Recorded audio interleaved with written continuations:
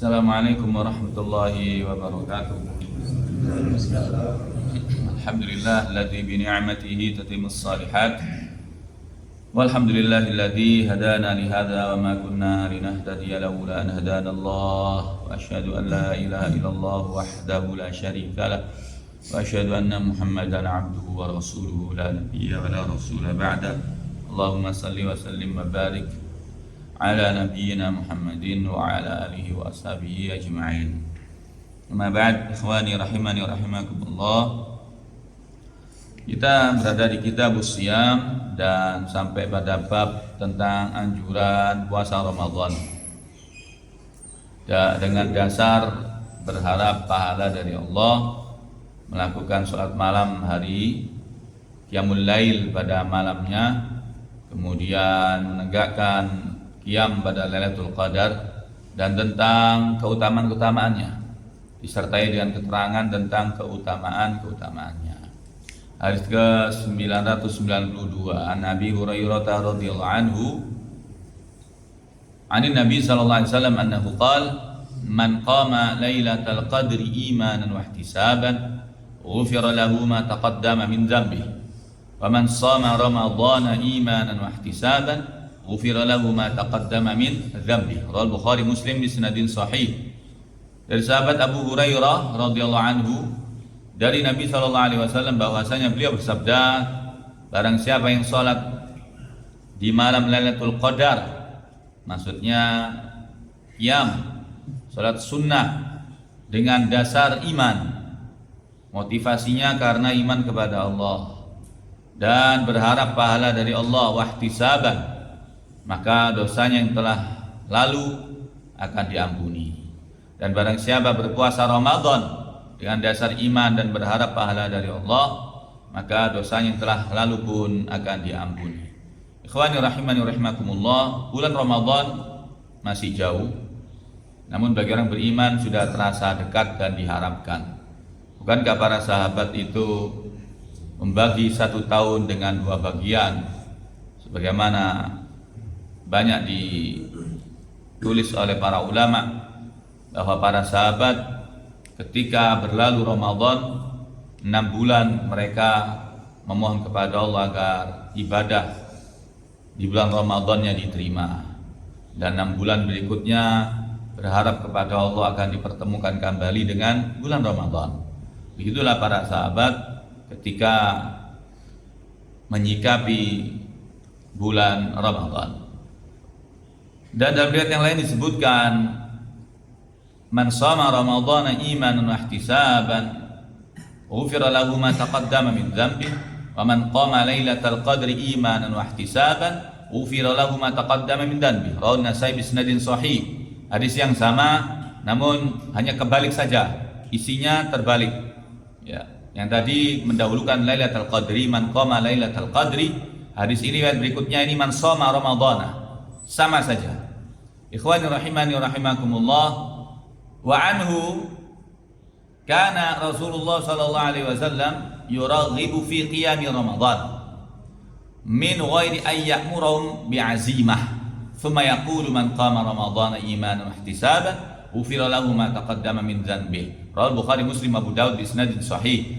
Adalah Rasulullah sallallahu alaihi wasallam yuraghib, yaitu sangat menganjurkan untuk salat sunnah pada malam Ramadannya, namun min ghairi ayyamurahum bi'azimah, namun tanpa membebankan kewajiban kepada setiap umatnya.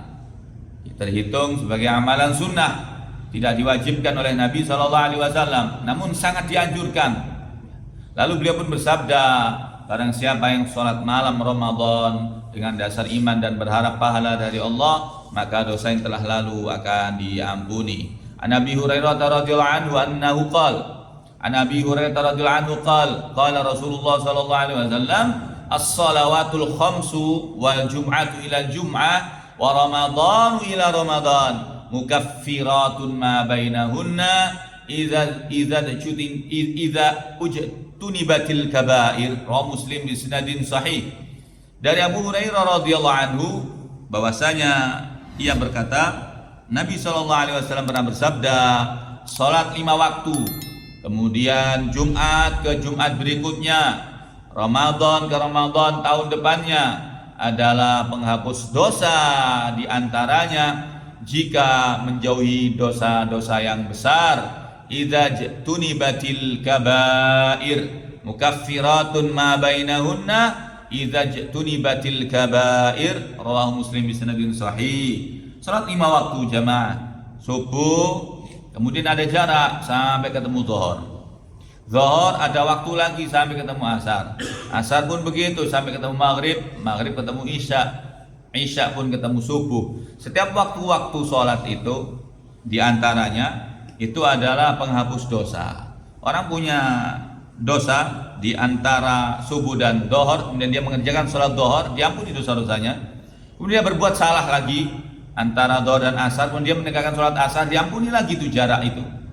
Betapa maha pemurahnya Allah Ta'ala dalam memberikan ampunan kepada hambanya, dengan syarat kata Nabi, jika menjauhi dosa-dosa besar. Ya, setiap manusia, setiap kita tidak luput dari dosa-dosa kecil jamaah. Sama Jumat ke Jumat pun begitu. Ya, Jumat, Sabtunya berbuat salah, Ahad, Senin, Selasa, Rabu, Kamis berbuat salah kita. Bertemu Jumat lagi itu diampuni lagi oleh Allah Subhanahu wa Ta'ala jika menjauhi dosa-dosa besar. Kemudian sampai Ramadan ke Ramadan jamaah. Ada bayangin 1 tahun itu.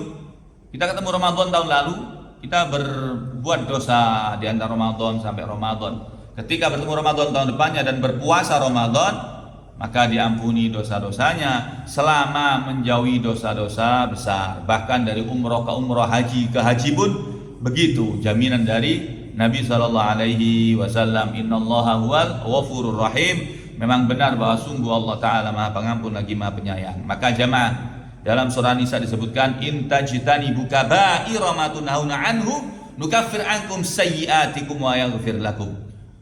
Jika kalian menjauhi dosa-dosa besar, maka segala kesalahan kecilmu akan kami ampuni, kata Allah. Nukaffir ankum sayyi'atikum. Segala kesalahan-kesalahan kalian akan diampuni oleh Allah Subhanahu wa Ta'ala. Oleh karenanya, jauhilah dosa-dosa besar, karena itu akan membebani kita di hari kiamat kelak, dan tidak bisa diampuni dengan amalan-amalan soleh semacam ini kecuali hanya dengan bertaubat nasuha kepada Allah Subhanahu wa Ta'ala.